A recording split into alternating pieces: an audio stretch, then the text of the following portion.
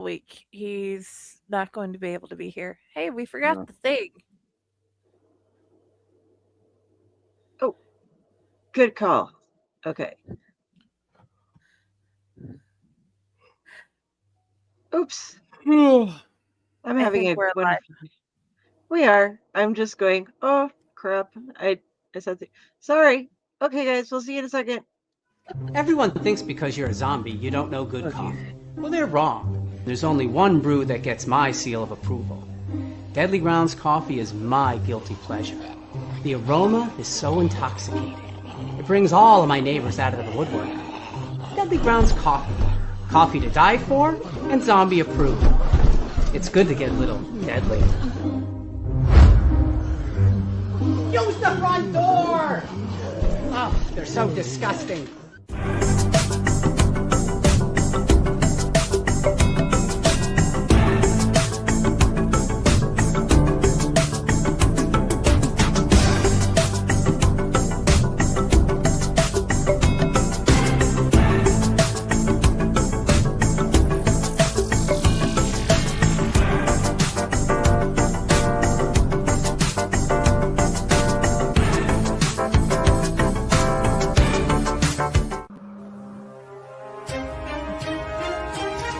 The Dorkening and all affiliated shows are not intended for anyone under the age of 18. The following may contain discussions or scenes that have adult situations, graphic violence, nudity, strong sexual content, and graphic language. This show is intended for mature audiences only. Viewer discretion is advised.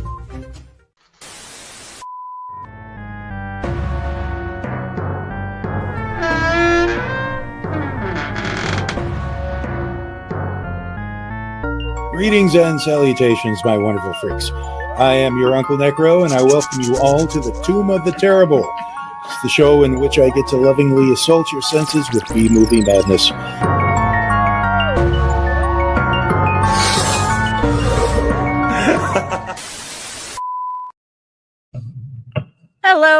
Hello, my lovelies, and welcome back to Uncle Necro's Tomb of the Terrible. And with me today, we have Dell and Ratatosker and Ron!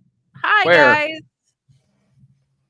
Hi, Tom Dog. Hi, Oh, Tom you're Dog. welcome to join us if you want to, but I hope everything's going okay. Hi. It's Hell Week for Josh, so he won't be here. And I am taking a short hiatus after this episode to get some personal issues adjusted where we are better off. But until then, tonight we have Del, Ratatosker, and Ron to talk about Trinket Box and what we Yoy. thought. Raise your hand if this is your first time seeing it. Oh, lovely. So, what were your first impressions, Del, and how are you doing? I've got a cough, so forgive me. And if you see me shut off the screen, it's because I'm blowing my nose. It keeps trying to be spring, and then it goes back to like 30-degree weather, and then something will Right. blossom, and then it goes dead again. So I'm like, my brain doesn't know what's going on. Which is the same thing that I would like to say about this movie. My thoughts about this movie were they needed to buy more light bulbs because I couldn't see shit throughout 90% of the film. Overall, it was something where it was like, and I'm reading off of your line down there, Ron, here a trope, there a trope. It's like they kind of dug into the bag of what to do with a horror movie. Okay, we'll start with a scene from in the past, and then we'll go with what happens. Oh, look, same place in the future, and then somebody gets something. They start acting weird. Oh, look, there's this is what happened in the end. Oh, ha, ha, sinister ending, done. And it was like, you could have, I've seen this story play out many, many times. And you could have made it your own a little bit more without it just being dark all the time. So That was my All right, that's it. Show's over, folks. We've done this movie. Yeah, pretty much it. Ron, how you doing and what were your first impressions? As far as how I'm doing, because the weather wanted to be totally schizo and went back down to 30 degrees, I decided to turn the heat on again in my apartment. And it was feeling freezing up here, and I couldn't quite figure out why because I had the heat on, and I realized that the stupid window was open in my office. So now this movie was it was a piece of cinematography that was released. And Already. first impressions. When I heard the title Trinket Box, my mind went to Dybbuk box. So I expected something Dybbuk-y, which I mean, I suppose this kind of qualifies, but it's not really the box that contains the spirit. The whatever the evil spirit is that is causing all of the problems seems to be linked to the necklace that's inside the box. So it's not the box itself. So I guess Trinket Box is as good a name as any, other than old racist white lady that is scamming her customers. Because I don't think that would make Biracial the couples title. too. Yeah, that's effectively the whole gist of it. It's all biracial couples. We can get into that a little bit more. So I can't say that I disliked the movie because I thought contiguously it held together pretty well. The acting was all right, and the script was largely okay for the most part. But I can't exactly say that I liked it either. And there's a lot, we could go into with that as well when we get there. So, but that's pretty much my first impression. Okay. I am alive on my part. Yay! I have no problem, not no problem. I have no idea what's actually happening, why the Dorkening is not working. And anyway, It's been going on for a it while. Don't worry about it. yeah, I'm just like, eh.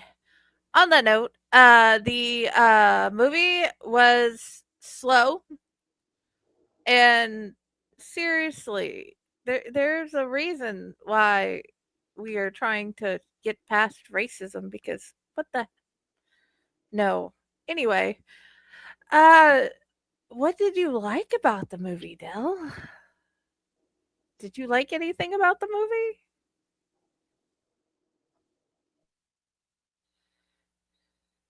Good God. Um,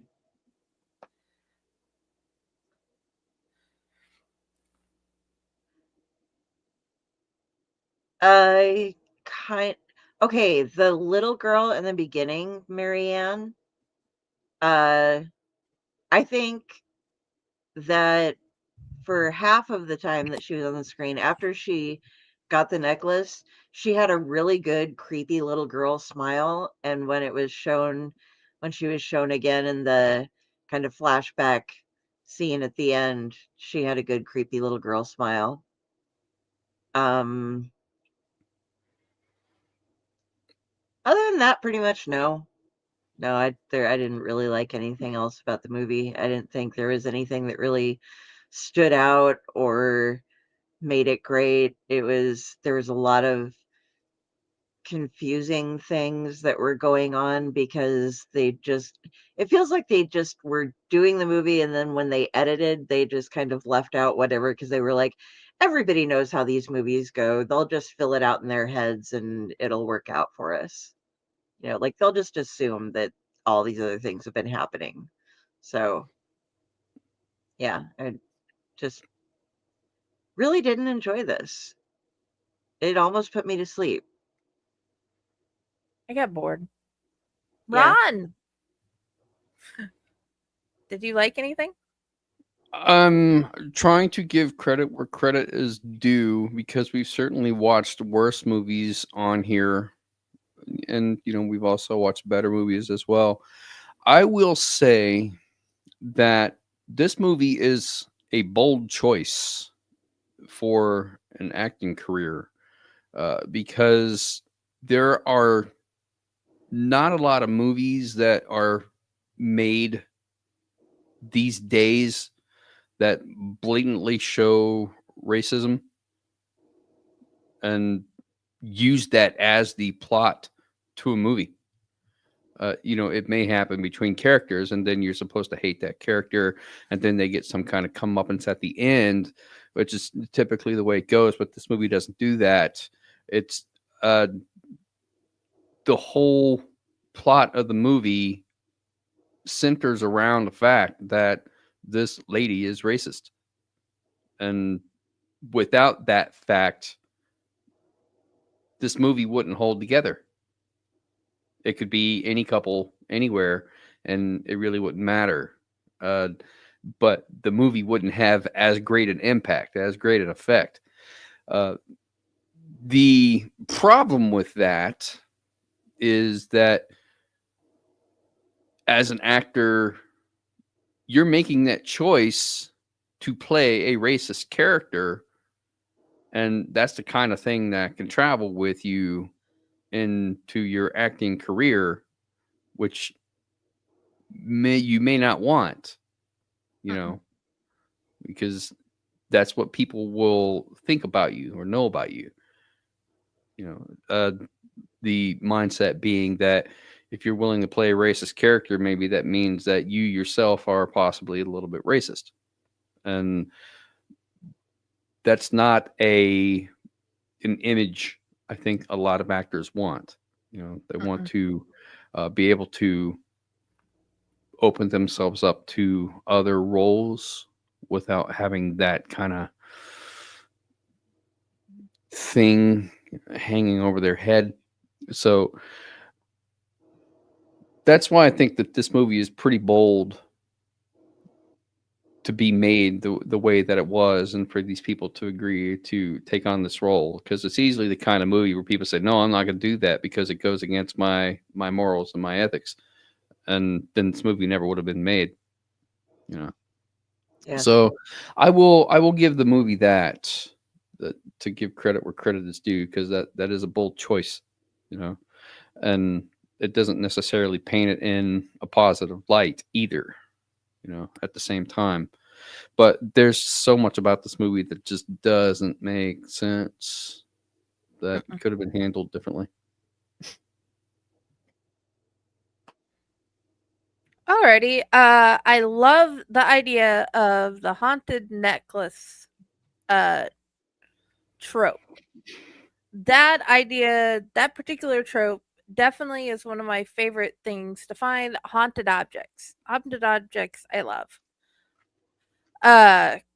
The story itself, it had a general idea of a plot it wanted to follow, and it tried to. Do I want to take that and make it in something that has no racism in it at all? Yeah. Inclusivity is a good idea. I the that would have been that would be where I'd go with that. Um I guess, what did you not like, Dell? Oh boy. Okay, so the movie starts. I'm just going to spell this out for you guys because I honestly don't think many of you are going to watch it. Movie starts. This little girl is out playing with her doll. It's set in the 30s in the South. And for some reason, she puts down her doll, goes into the house, and starts peeping into her sister's bedroom, who is, she is in bed with a black man. And they're just talking, and she's like, "Oh, you better leave before my dad gets here. He'll kill you. There's all these witches around too. We don't know how many bodies are buried in the yard." Ha ha ha ha. And then, of course, the dad does get home, He jumps out the window. The brothers grab him, beat him, and he slits the dad's throat as he's struggling to get away. And then it just like jumps to the future. Well, no, it shows us the little girl who had done stuff like putting on this necklace. There's this cracking noise, and she collapses to the ground. And then she stands up with a creepy smile on her face. And the cracking noise sounds like their back is like bones or her back or something are breaking, but it doesn't, there's no like inability to move or walk after that. Um, Jumps forward to the same house, exceptionally modernized inside. That was one thing I really noticed. It looked like they were using two completely different houses. Like they had a similar layout, and I guess they didn't show too much of the layout from the in the first uh, early clip, but it was really modern appliances, a lot of uh, just a great. I mean, I would it would be a house that I would live in. Um, but they've updated it, and this couple has just bought it. They're moving there. They're excited to have the silence. They really want to have kids. Then after the husband leaves for work, um, this old woman comes up. We obviously can already tell who she is because of the date and like the fact that she's showing up there, and wants to make sure that the girl hasn't been disturbed by that dark man that just drove away, and asks if she should call the police on him for her. And then she explains that no, it's her husband, you know. And then she gives her this box, uh, and says that she used to run a jewelry store and she has a ton of these and she should just have it. It's a necklace. And so the girl's just like, okay, well, I gotta go do things. Bye now. And she just sets the box down and ignores it. And then when her husband gets home, he's like, so who was the old lady that was walking up? And she's just like, oh, she was just this really nice old lady who was welcoming us to the neighborhood and stuff. Well, why did she wait until I left? Well, she was just on her way. I don't know that she timed it with you coming or whatever. But she refuses to say that the woman was behaving off in any way, which I think would be something important to let your spouse know, that like she was going to call the cops on you because of your skin color, you know. And he somehow though caught the vibe. But he's like, well, let's open up this box and check this out. And like opens up the box, and the top is like carved with a bunch of sigils and pentagrams and all this stuff, and neither of them find this to be odd at all. They're just like, oh, look at this box. Like, wouldn't you pause for a moment if either of you received a box that looked like that and be like, I think I'm going to look up and see what some of these things stand for. Maybe, take a picture, put it on Reddit. What is this thing? Can somebody please give me some background info on this? It's just kind of an odd thing that I was given by my new neighbor who I don't know at all. Just a me Knowing thing. what I have in here, I'd be like, nah, you can keep it. I don't know what your sigils are for because you have your own magic. No. Yeah. So he opens it up and there's a necklace in it, and she's like, oh, it's probably costume jewelry, and doesn't want to wear it, and then eventually ends up wearing it. Because plot. But the whole goddamn thing, unless like the house lets in a lot of natural light, because if it wasn't for that, I don't think they own light bulbs. Um, Almost everything takes place at night, and these people are so comfortable walking around in their home that to do anything, they do not turn on a light. They pack in the dark. They walk, or I mean, it's one thing to like get up and go to the bathroom in the dark, maybe go into your kitchen and get a drink of water, but like running around looking for people, it, if somebody's missing, wouldn't you want to turn on the light to make sure they aren't just like, because she started sleepwalking, she might be sitting in a corner of a room somewhere, but just walking around looking through rooms in the dark, going to the basement in the dark. I don't know what they're trying to. They had $150,000 budget for this movie. They could have bought a couple of light bulbs, because the couple of jump scare kind of things or whatever that were there, you couldn't really tell. I had to go back a couple of times to figure out, okay, that's not just the shadow of the fridge. There was somebody standing there. That's why there was that like moment of build up in the score or something that I couldn't tell half the time if there was anything actually going on. And that was really kind of depressing. Um, so the girl starts wearing the necklace off and on. Um, and then she spaces out, and there's this weird little girl, the little girl's ghost voice chanting in the background, "Daddy's coming, daddy's coming, daddy's coming." That took me a while to figure out too. But that was the one thing that I thought was really weird was okay, so when Marianne puts the necklace on, like she didn't seem like she was disturbed by things, although with her experience, I can see why it would change her life. But something within the necklace connected to her, and then she was still alive and trying to pass the necklace on to other people. And I don't know if they were still connected to her in some way or if she like gained control of it or what was going on with that. But the like the couple are starting to fight, weird things are happening. He suggests she goes to the doctor. She's like, "Oh, I have stomach pains, I've been sleepwalking, getting stressed, having some weird stuff going on." And, "Oh, stomach pain? Okay." And then she pulls up her shirt and she's covered in, like, not covered, but she has some pretty severe bruising going on her stomach area. And the doctor's just like, you can see she makes a very concerned look at the gal. And this is once again after she'd put on the necklace, she did that like boom, landing on the ground too, and just staring up, and has been drug at one point in time across the floor. But the doctor just kind of presses around and no, none of that hurts. Okay, well, run another test here. Oh, you're pregnant. But she doesn't have a welfare check go with the lady.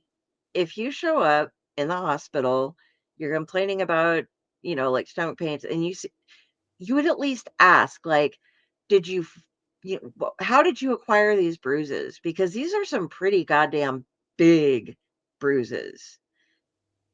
And she did nothing. She didn't even, like, she looked at them like really worried and then she just completely dropped it. It was like, "Oh, you're pregnant. So I guess having a very bruised abdomen doesn't mean anything anymore."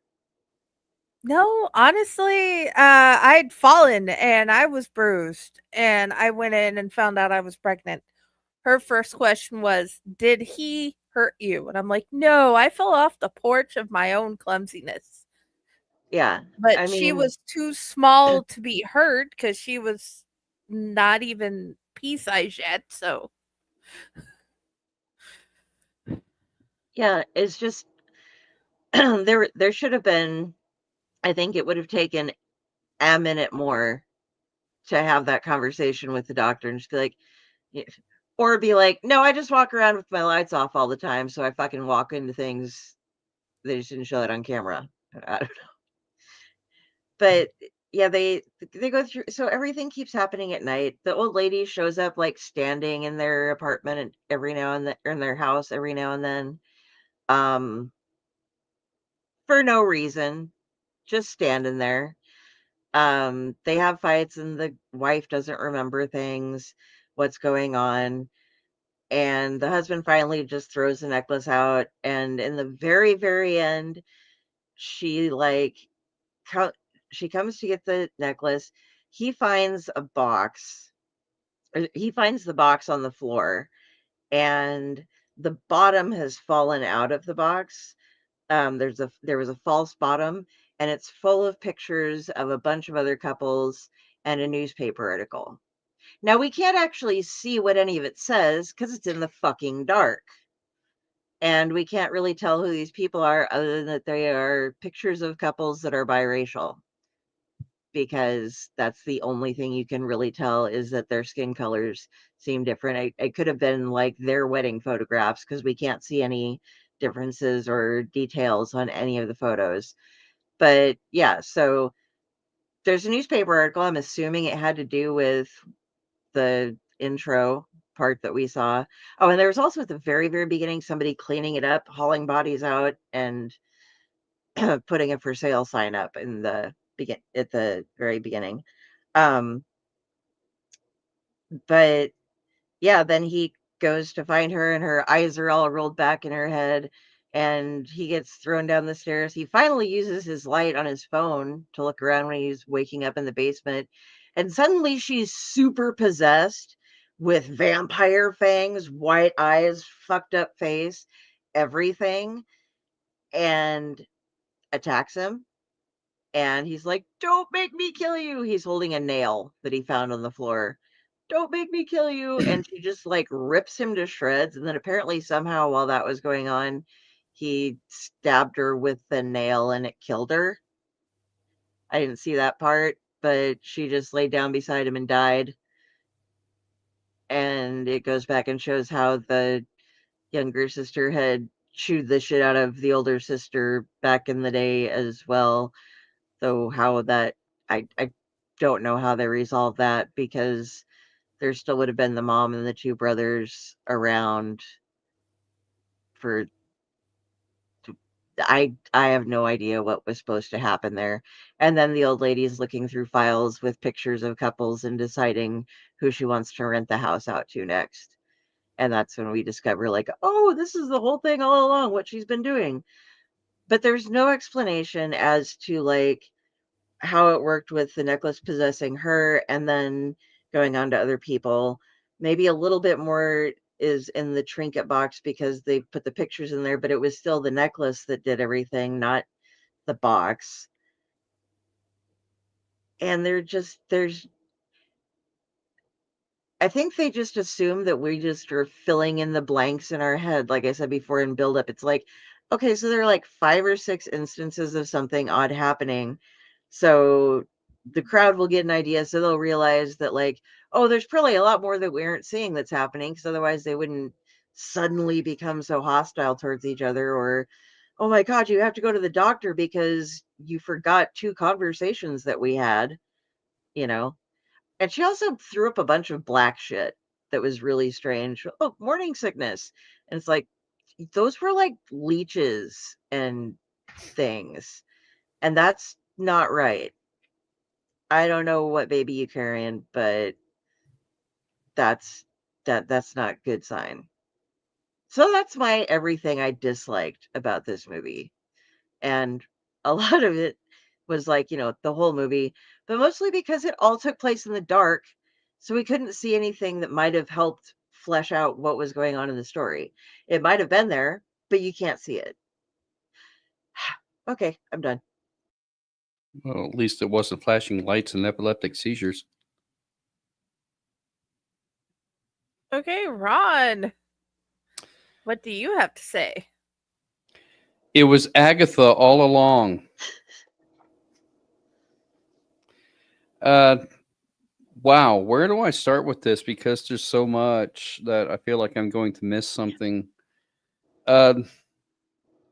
First off, the daughter sleeping with the black kid at the beginning, she mentions witches. Then they never go into it. That's it. That's the last you hear about it. If they had delved into that story more, you could have set up an entire explanation for this whole freaking movie, which they just didn't do. My math skills ain't really mathing on this one. I want to say that they set up that the movie or the intro to the movie was back in the 20s. I could be wrong about that. It might have been the 30s. It might have been the 40s. I think it was 1938. 1938. Okay, so it would have been during the Great Depression. The clothing that the people wore didn't quite fit the time period, but when you only got $150,000, you're probably not going to get totally period accurate. I can let that slide. It's very minimal in terms of anything else.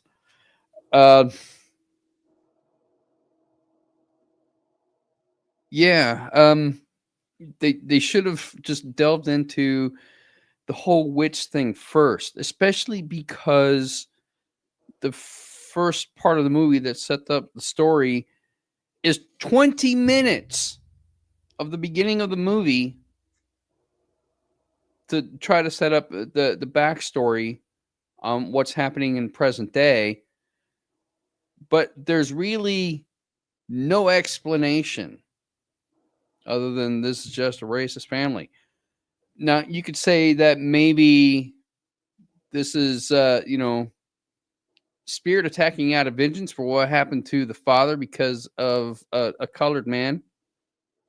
And you could have even gone that route, okay, but you didn't do that either, because apparently the necklace was already possessed by something even back then.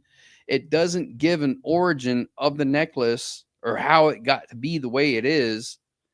That could have explained so much in this movie. Thank you. Especially if they had connected it to the whole witches thing.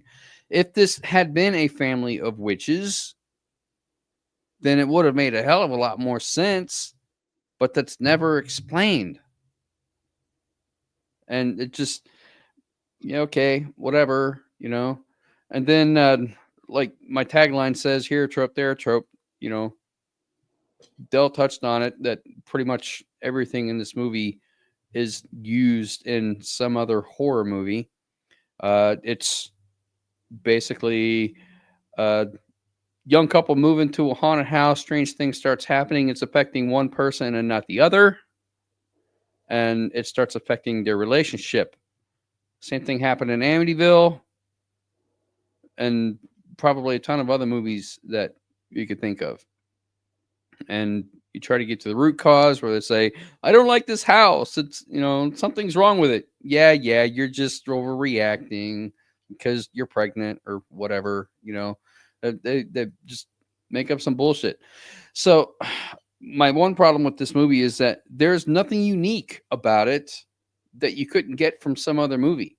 There's nothing really to make it stand out as a horror movie, other than just the storyline itself, which, I already went over. I thought that was a pretty bold choice.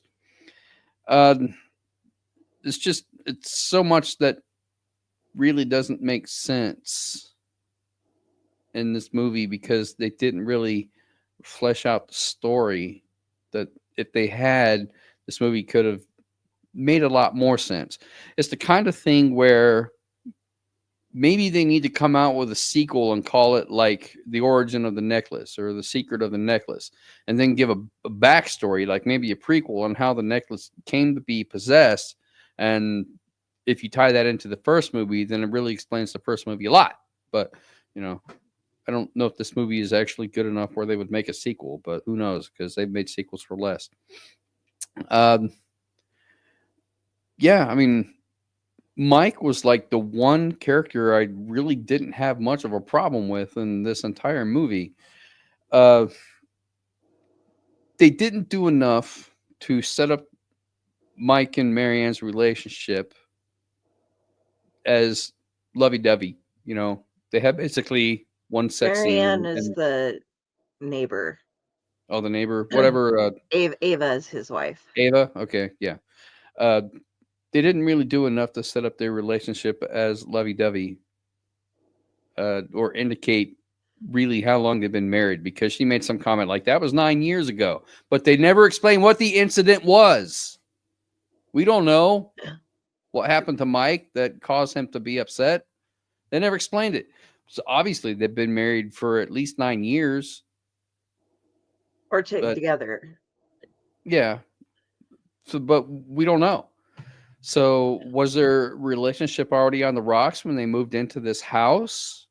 Or was this their chance for a fresh start to try to make things work out? The very first time Ava kind of blows up at Mike and she says that he's acting like a fucking child because it's just a necklace and he's being paranoid and all that shit. I thought that was really kind of out from left field, because up to this point, we haven't seen anything between them that would cause her to blow up the way that she did, other than, okay, she's just being corrupted by the necklace. But it was so blatant that it felt kind of out of character.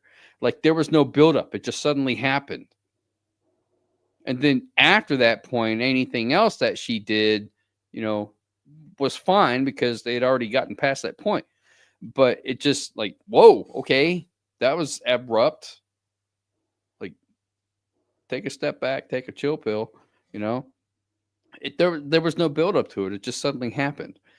And then, their relationship really kind of was on the rocks, and she starts losing time. She can't remember, brief periods of time and all that stuff. She has no idea what's going on. And it just sort of, it spirals downhill from there. And you just sort of along for the ride without really any explanation as to what's going on. And there's not really any explanation that says that it's all linked to the necklace. It just we's the audience kind of infer that because that's what the old lady gave to them at the beginning, which is kind of an odd gift. Most people bring pound cake. Here's a fruit cake from last Christmas that nobody's going to eat. Welcome to your new home, whatever. But a necklace, this lady has obviously thought this out because she obviously knows that the necklace is possessed and what's going to happen and whatnot, which, kind of sets up the end. But it's so completely random. And like Del said, Ava is sort of leery about what the lady says. Do you need me to call the sheriff? But she doesn't tell that to her husband. So it's just, some things don't hold together very well, and some things require more explanation. And then when we get to the end of the movie and they introduce, I guess, the lady's grandson or something as the cleaner that comes in and has to deal with all the dead bodies and whatnot and clean the place up and then reset everything for the next biracial couple that comes in. It's like, he's so completely out of the blue. I think that there's some rule in movies that you're not supposed to introduce a pivotal character at the end of the movie. I had something else with that too, now that you're mentioning it. Because, it starts with him cleaning up and then it goes back and shows the exact same scene again. But he plays this record, like, while he's cleaning. And then it shows him and he carries the record player out along with all the other stuff. And it's like, is there a significance to that song? Is there some reason that he has to bring in an old-fashioned record player? Because it's not like just some cool record. It's like this old-ass record player and play a certain song while he's cleaning up the house and then take it with him again when he goes. That was just weird too, I thought. Part of the Who ritual. knows? I mean, yeah, it could be. Maybe the record is, keeps the house in check while he's cleaning or something, so bad shit doesn't happen to him either. I don't know. Whatever. Sorry to interrupt. That was when you No, said that, I was like, oh yeah, yeah. that bugged me too. That's a really good point, and it's another kind of thing. It's such a quirky little thing, but there's no explanation for it whatsoever, just like everything else in this movie. This is the kind of thing where, okay, as a writer, you're writing your book, you're writing your short stories, whatever, and you write a certain part, and of course, you know what you're writing, you know what you're talking about, so it makes sense to you. But when somebody else reads it, they don't understand it because they can't see inside your mind how you're connecting the dots and why it makes sense to you, because you didn't give any explanation on that particular thing. So then the reader, your beta reader, reads it and goes, this doesn't make any sense. What are you talking about here? And then you have to explain it. And you're like, yeah, but you didn't write that. Like, oh, okay, well, this is what I need to add into the rewrite. This is what I need to add into the edit. But they didn't do that with this movie. It's all these quirky little moments that might make sense to the director, but doesn't make sense to anybody else because they're never explained. And that's sort of how I view this whole movie. Like, contiguously or plot wise, it all works, but when you start to analyze it, it starts to fall apart. And so it's neither here nor there. Like, as a movie, I can watch it and it's all right. There's some enjoyment aspect in it, but as a critic, it doesn't really sit well. I'm trying to figure out if I can add to anything because you guys have hit all the things.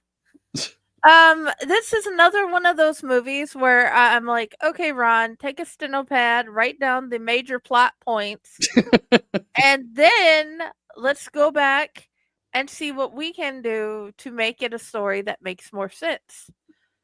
Because as writers, I know we can do well, and as some people have found, I do actually give my stories to friends and have them help me figure it out. Like, if you get the newsletter tomorrow, I actually talked to somebody who works very closely with paramedics to make sure I got the paramedic part worked out properly.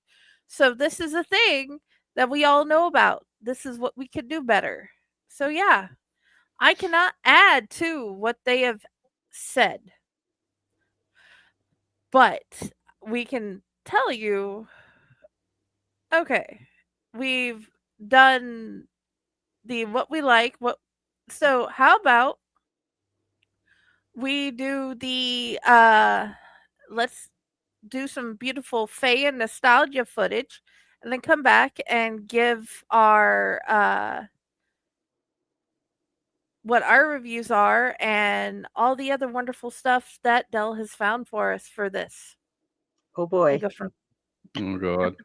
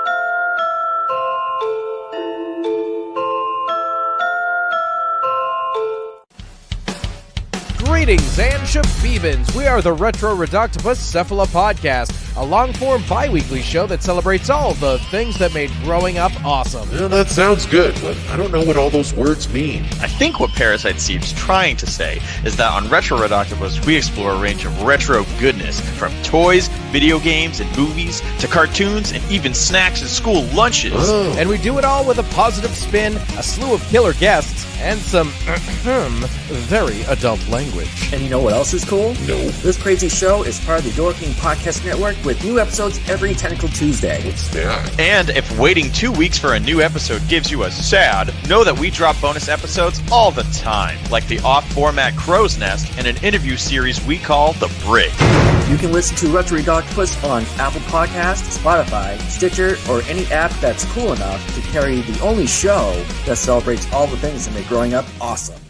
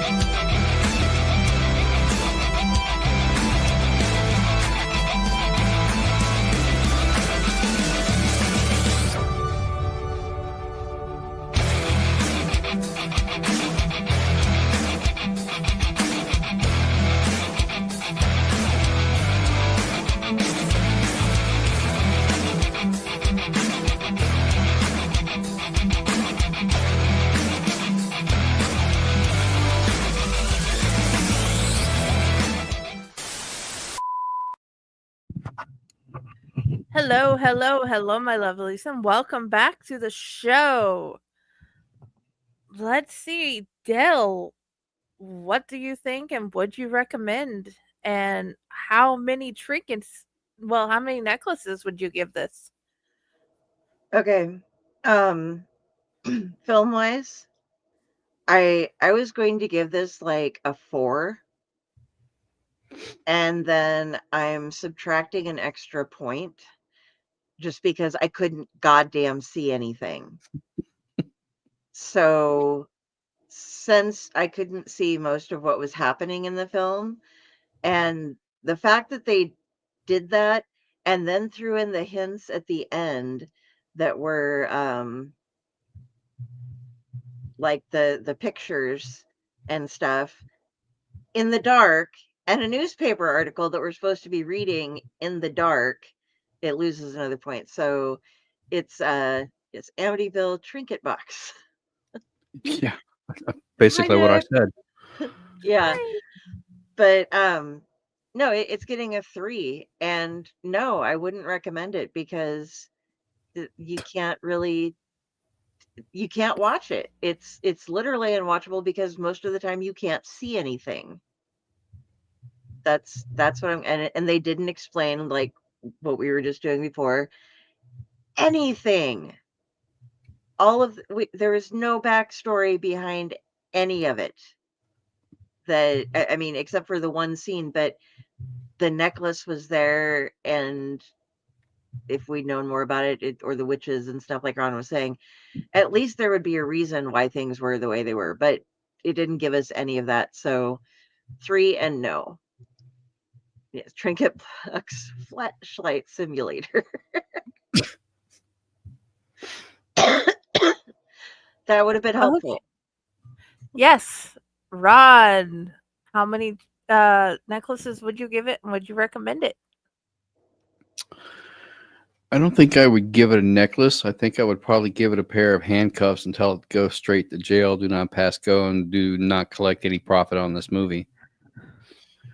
Alrighty.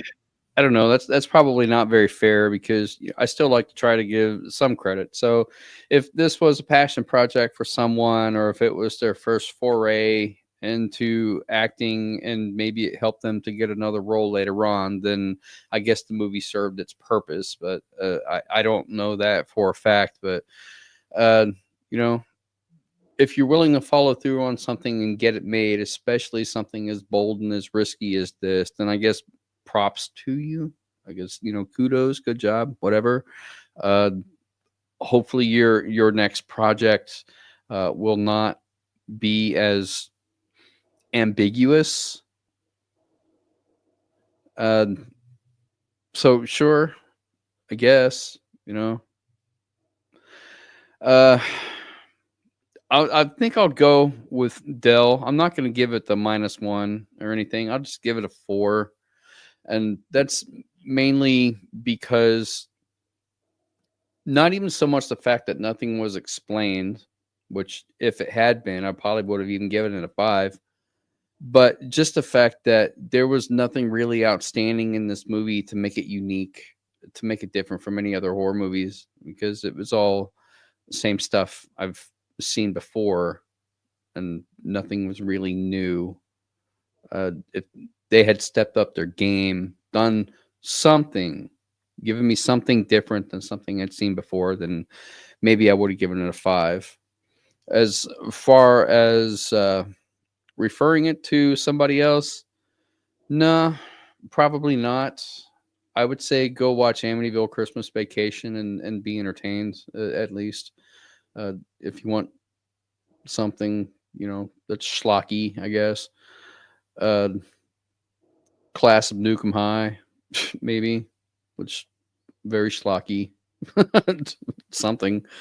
But it's just, no, this movie doesn't really offer much. You don't really get the twist until the end, but then when you go back and think about it, you can kind of see where it was going, but it kind of fell flat. They just didn't explain enough to really pushed this movie over the top. So I can only give it a 4. I could refer it to the CIA for use in enhanced This interrogation. interrogation techniques. Oh God. Yeah, right. Okay. Uh I'm going to go with the 5 necklaces because they tried. They tried to have a plot. Uh would I recommend it? No. No, no, no, no, no. I am trying to get myself away from the racist bull. Do I think that there are plot points in this movie that we collectively could take and make a better story? Yes. But also, I know we would all leave that one particular aspect way behind in the past where it needs to stay because you know what? I know this is just. Mm-mm. So, yeah. And I don't require a movie to be woke. I mean, racism is an issue, and particularly back then it was. It reminds me kind of like a John Saul story where they always start like in the past Mhm, and then the exact same situation happens in the future. So I mean mhm. it is relevant, but Yes. it it's something that a lot of people would dislike about it too. I can see that. Yeah, So but that whole first 20 minutes of the movie could that's have been, truncated down, and you still would have gotten the yeah, gist of it, the same premise, without it being so long and drawn out, the take up an entire 20 minutes of the movie. But I mean, I guess if you're trying to pad your runtime, because let's face it, not really much happens after that first 20 minutes either. Yeah. speaking of which, let's go to the reviews. Oh dear. Funny you should say that. Oh, come on. All right, let's do it. Okay. So there were no 10-star reviews over on Prime. But there were some over on IMDb. So first of all, from Juliana R1, we have fantastic movie with 3 exclamation points. I saw this movie in the theater in Chicago, and I have to say, I was very pleasantly surprised. Some horror films can go terribly wrong with audio, video, and the storyline, but mostly because of the actors. Good insight there, Juliana. This film Wait, was wait. This yes. movie was shown in the theater? Oh, yes. Okay, so this film was extremely well acted by the newcomers and veterans alike. I am certainly a huge fan of the amazing talent of Augie Duke and Barry Ratcliffe from Marvel's Hawkeye, but it was enthralled by the first 20 minutes of the film with the Davis family. Barry is a powerhouse actor, and his performance with the incredible Cindy Hogan, who plays his wife, really drew me in as I could feel every second of the emotions and, spoiler alert, the family pain and suffering. Judith, one of his daughters, played by Gracie Davis, is fantastic, but the standout has to be his youngest, Zaya Carlock.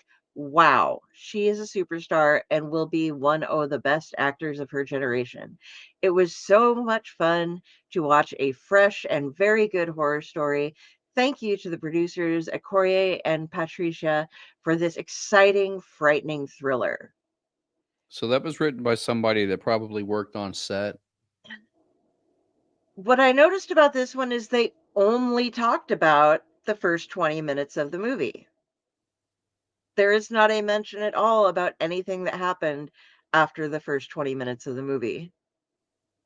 Hmm. So that's why I was saying when you were like, yeah, it'd be 20 minutes. It's like, well, this person thought that was the entire movie, apparently. So, so yeah, there's that.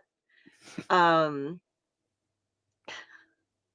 I got, okay, from RVXXWVG, all lowercase there, equally touching and thrilling. In this film, there were many instances in which I was at the edge of my seat in anticipation of the next scene. The story was truly deep and well thought out, and the action kept my attention in a strong grip. I have to say that I can't wait for a part 2 because I have to know what happens next. There's a lot of twists and turns, but the film does a great job of leading audiences through the story with a great sense of urgency to the end. All in caps. I loved it. Couldn't recommend it enough. Check it out. Viewers of all ages will enjoy what Patricia and Corey have put together in this masterpiece of a film. Period! Exclamation point. They must have been watching a different movie than us. Okay, and then this is the one I'm going to end on. This is by Jacob _ Weir. Best movie ever. Just watched this movie, thought it was amazing and scary, like a horror movie should be, also can't wait for a sequel. The movie did its job for a horror movie. The cast was amazing. The story was amazing. The set and props was amazing. When the old lady said towards the end of the movie there would be a next victim, I like how they continued the story and showed the new characters and show how some characters were acting possessed and crazy towards the end. All in all, the movie was one of the best horror movies out there, and I can't wait to see the next one. This movie was absolutely amazing and terrifying. I think they should have just titled that one Amazing. Amazing. All right. What was the username on that one again? Jacob _ Weir. Okay. So I've been watching a lot of YouTube, and there is a new thing called bot glazing. Are you familiar with this? This is using AI to make comments on videos just to pump up the video so that it gets more views. They're not comments that are made by actual people, but they are what say stuff Amazon like, confuses all of us to be and takes them down because they're like, oh, you're a bot, even though we aren't, but those ones stay up. yeah, exactly. So I feel like some of these reviews that you read are examples of bot glazing. I love reading them, though. It's so fun, especially when the grammar is so terrible. And you Well, just that one like, right there with repetitive use of amazing sounded like bot glazing to me. yeah, and having like once like the just run on sentence with bad grammar, and it's just okay, and then we move on to the next part. But yes, so they thought it was amazing, and Apparently, yeah, I'm not gonna read the that was rest of it. amazing spelled with an AI.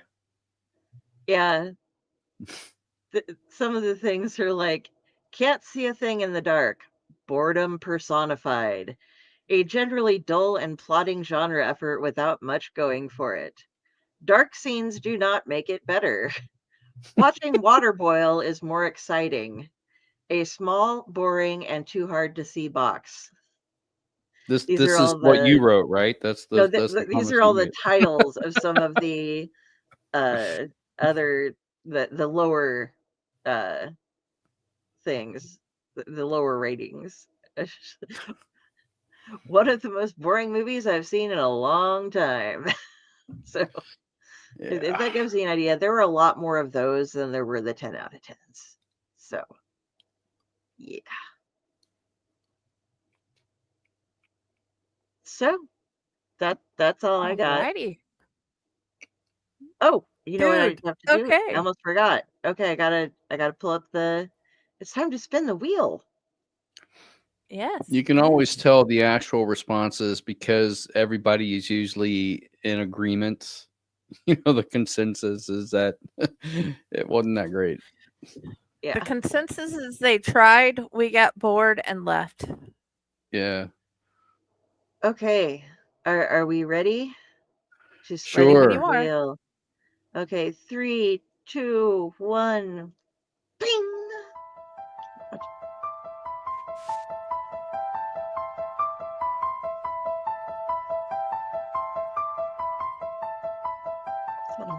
Okay.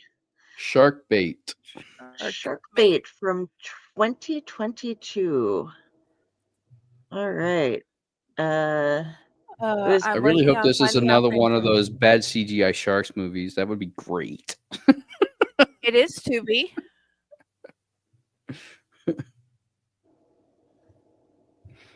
Why are we still over here?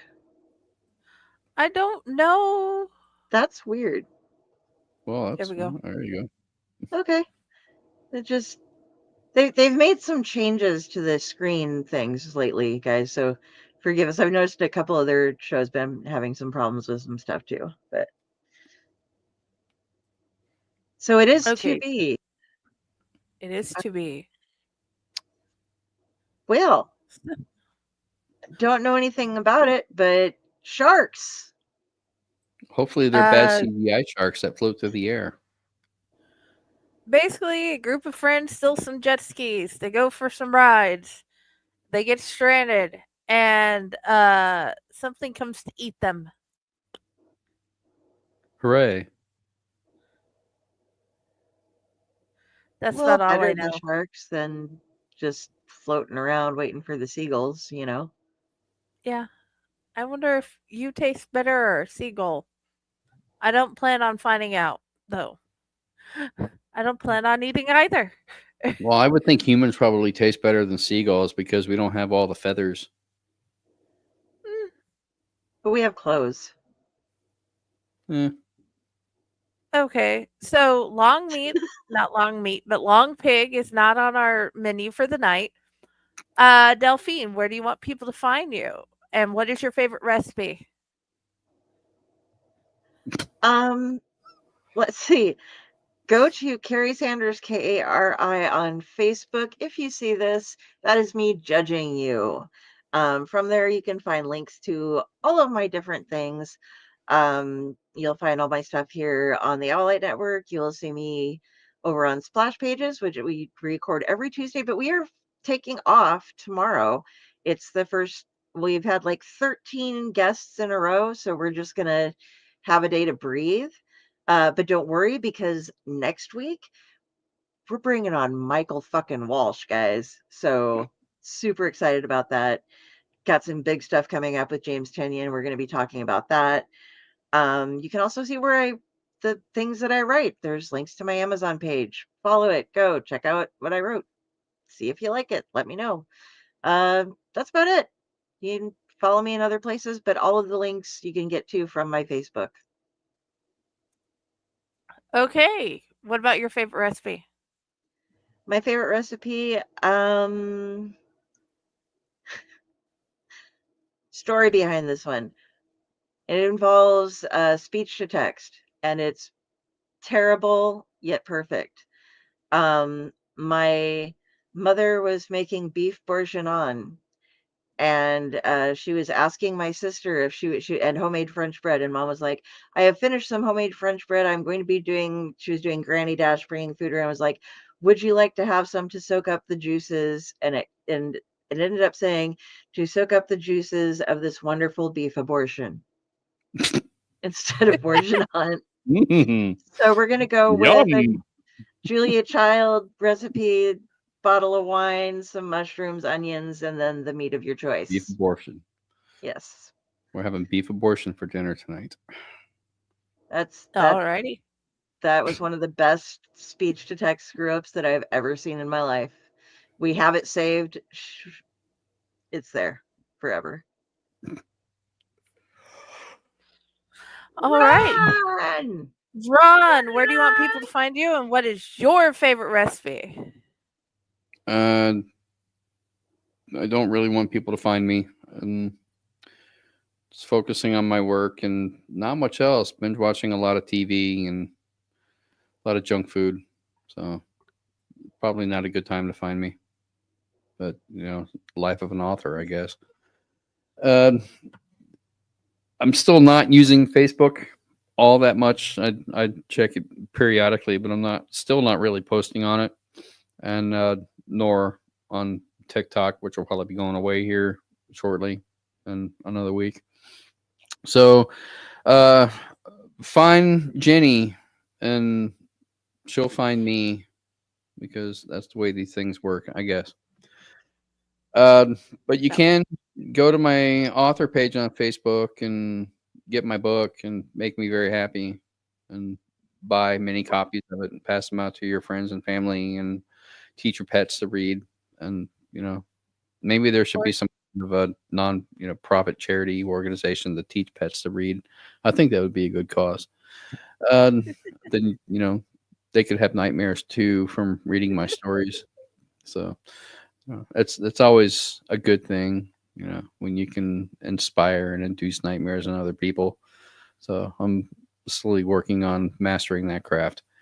As far as my favorite recipe, I'll go with my current drink recipe for the orgasmic wave.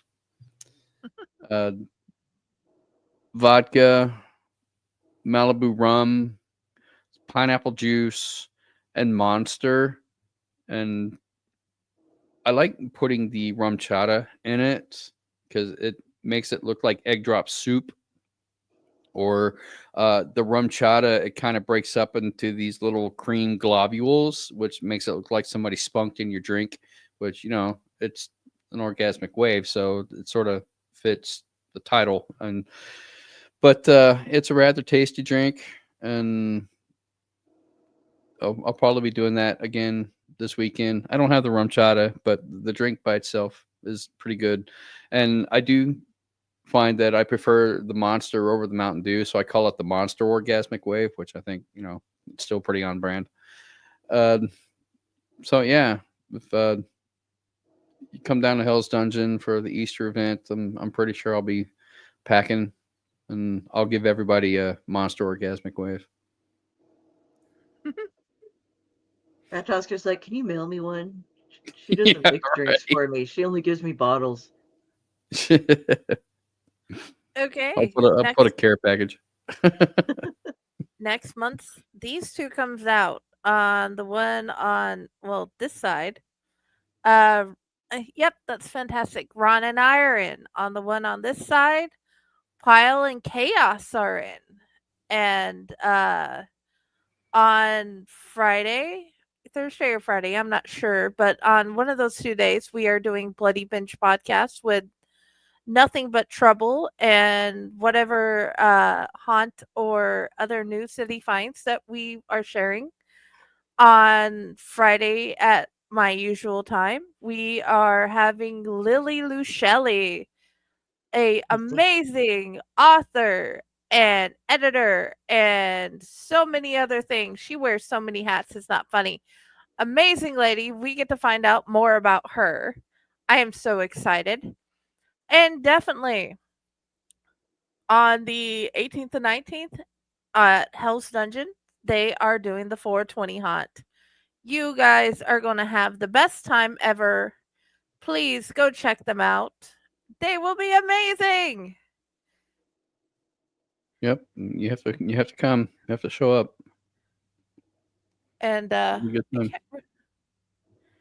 we one more thing, because I can't remember if we are in the middle or what. Okay. There is no chainers this week. So yeah, I didn't forget anything. I couldn't remember if I forgot something. But yeah, that should be everything. Please come back Friday for our 2 podcasts. And I hope you guys have the best week ever. Thank you for coming. Yay. Bye. Bye, everybody. Mwah. Happy trails to you.